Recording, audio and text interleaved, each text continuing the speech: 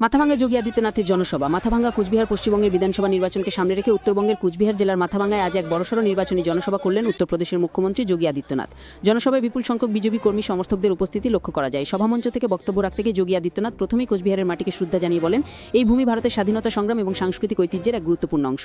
তিনি রাজবংশী সম্প্রদায়ের সংস্কৃতি, ভাষা ও লোকসঙ্গীতে প্রশংসা করেন এবং বিশেষভাবে বীর চিলারায় ঠাকুর পঞ্চানন বর্মায়ের পাশাপাশি বর্তমান সময়ের পদ্মশ্রী প্রাপক গীতা রায়ের নাম উল্লেখ করে তার ভাওয়াইয়া সঙ্গীতে অবদানের ভূয়সী প্রশংসা করেন। এর পাশাপাশি তিনি বাংলার ঐতিহ্য তুলে ধরে রামকৃষ্ণ পরমহংস, স্বামী বিবেকানন্দ, রবীন্দ্রনাথ ঠাকুর এবং সুভাষচন্দ্র বসুয়ের অবদানের কথা উল্লেখ করেন। রাজনৈতিক বক্তব্যে তিনি তৃণমূল কংগ্রেস সরকারকে তীব্র আক্রমণ করে দাবি করেন, রাজ্যে শিল্প বন্ধ হয়ে গেছে, বেকারত্ব বেড়েছে এবং উন্নয়নের গতি থমকে রয়েছে।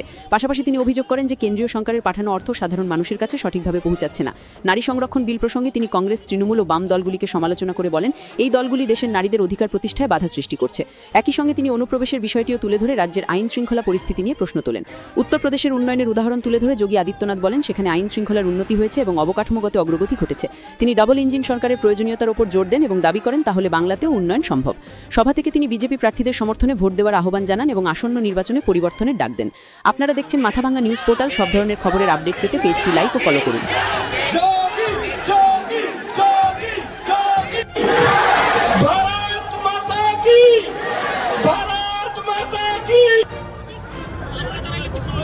ये मेरा सौभाग्य है कि मुझे आज उत्तर बंगाल के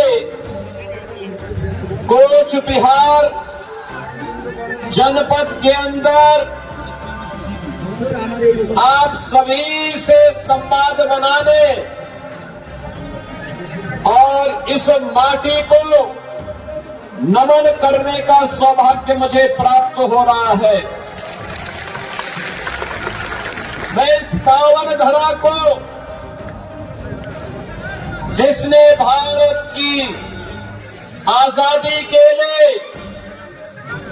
और स्वतंत्र भारत में देश की रक्षा करने के लिए हमेशा अग्रिम पंक्ति में खड़े होकर के बलिदान की एक नई परंपरा खड़ी की है, ऐसी पावन धरा को मैं नमन करते हुए आप सबका अभिनंदन करता हूं, स्वागत करता हूं। बहनों और भाइयों, ये पावन धरा जिसके बारे में कहा जाता है कि यह स्वाभाविक रूप से भारत की आस्था, भारत की लोक कला, संस्कृति और लोक गीतों की, वीरों के शौर्य और परिश्रमी अन्नदाता किसानों के कोच बिहार ने भारत की धरती पर अपनी एक पहचान बनाई है और माथाभांगा स्वाभाविक रूप से उसकी भाग्य की रेखा है, भाग्य की रेखा।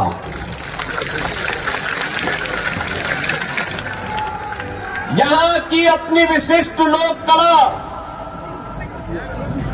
राजवंशी भाषा की मिठास, भव्य पारंपरिक लोक वेशभूषा और आत्मा को स्पर्श करने वाली भवैया लोक गीतों के माध्यम से आज यहाँ की महान राजवंशी समुदाय पूरे देश के अंदर अपनी एक पहचान बनाता है। बहनों और भाइयों, ठाकुर पंचानन वर्मा,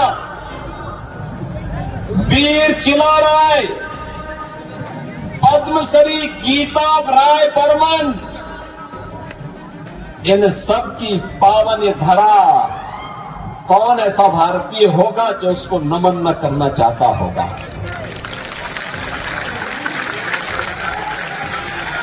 मुझे अभी एक बहन मिली यहाँ पे,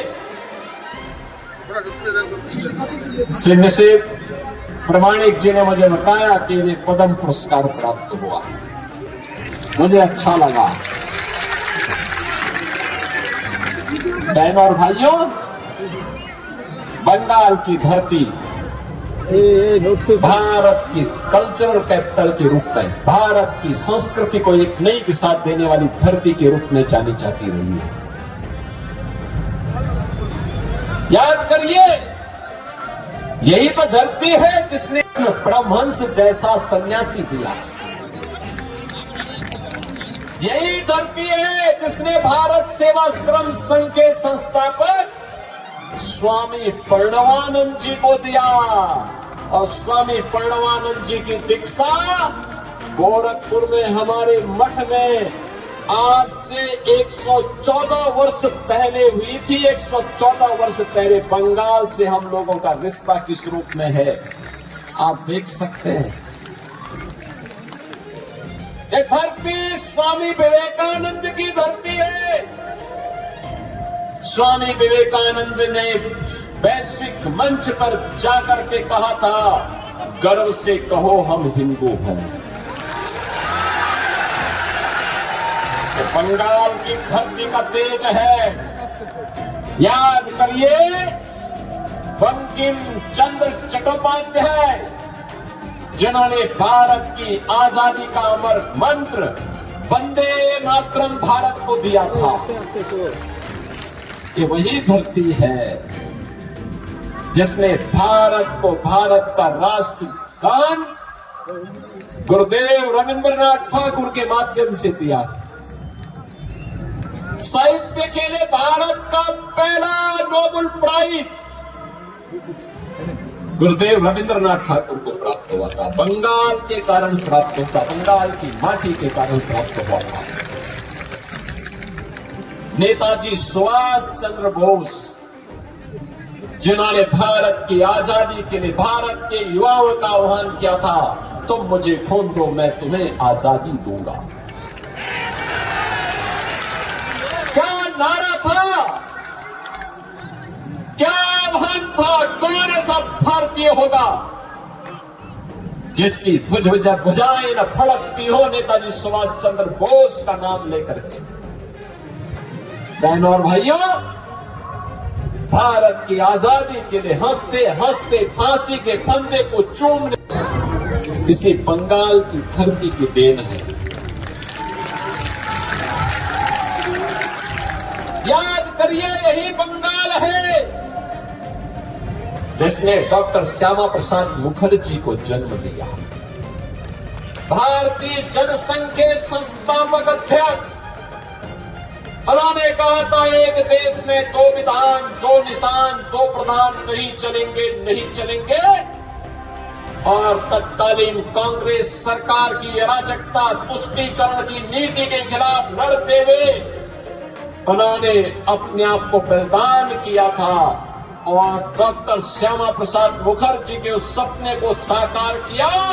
प्रधानमंत्री मोदी जी ने कश्मीर में धारा 370 समाप्त कर दिया। बहनों और भाइयों, जिन्होंने उन्हें ज्ञान, संस्कार और राष्ट्रभक्ति का मार्ग दिखाया, याद करना, जिस धरती ने भारत को संस्कृति, सभ्यता और भारत की आजादी के लिए एक गौरवशाली परंपरा दी, भारत को राष्ट्रगान और राष्ट्रगीत देने वाली ऐसी पावन धरा, याद करिए, यही बंगाल रही है, यही बंगाल है। बहनों और भाइयों, ये तो हुई संस्कृति की बात। बंगाल देश के अंदर स्वतंत्र भारत में भारत की अर्थव्यवस्था का ग्रोथ इंजन था, ग्रोथ इंजन। सबसे ज्यादा उद्योग थे, सबसे ज्यादा उद्योग भारत की इकोनॉमी में